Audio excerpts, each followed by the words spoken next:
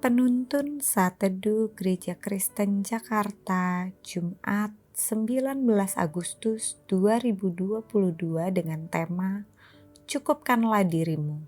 Firman Tuhan terambil dari Lukas 3 ayat 14 dan Ibrani 13 ayat 5-6 berkata demikian.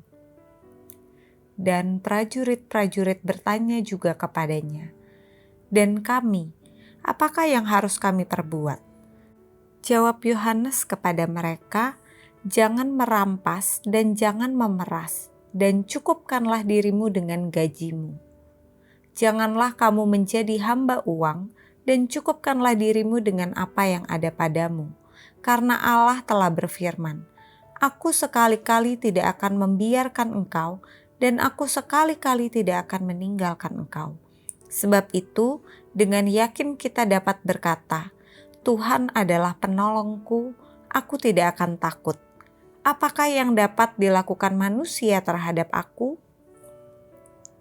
Suatu kali seorang pemilik tanah berkata kepada seorang pria yang ingin sekali membeli tanah miliknya, "Saudara akan mendapat tanah seluas daerah yang mampu saudara kelilingi sebelum matahari terbenam tanpa membayar sepeser pun.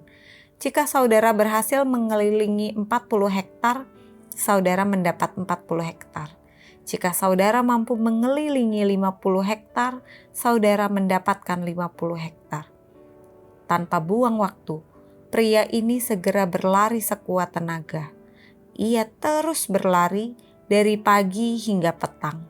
Sampai akhirnya dengan terhuyung-huyung dia berkata kepada pemilik tanah itu, Saya dapat 500.000 meter persegi." Namun seketika itu ia roboh dan mati. Perintah untuk mencukupkan diri adalah perintah yang serius.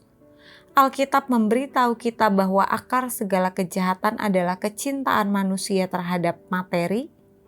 Hidup materialis sangat rentan dengan dosa kesombongan, keserakahan, iri hati, foya-foya, dan tentu saja dosa ini tidak hanya merugikan orang lain, tetapi juga diri sendiri.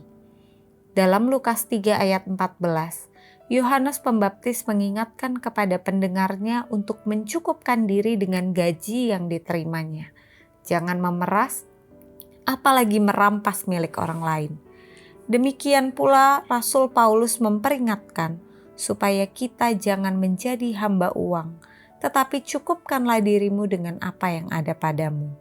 Sebab Tuhan berjanji, dalam segala keadaan Ia akan senantiasa memberkati umat-Nya dengan berkat yang cukup, sebab Ia beserta mereka.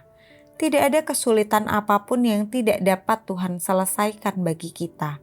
Itulah mengapa jika kita memiliki segala sesuatu kecuali Tuhan, sesungguhnya kita tidak memiliki apa-apa.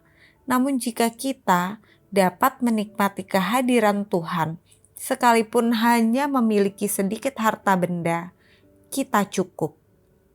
Tuhan sanggup menyediakan lebih baik daripada apa yang bisa kita berikan.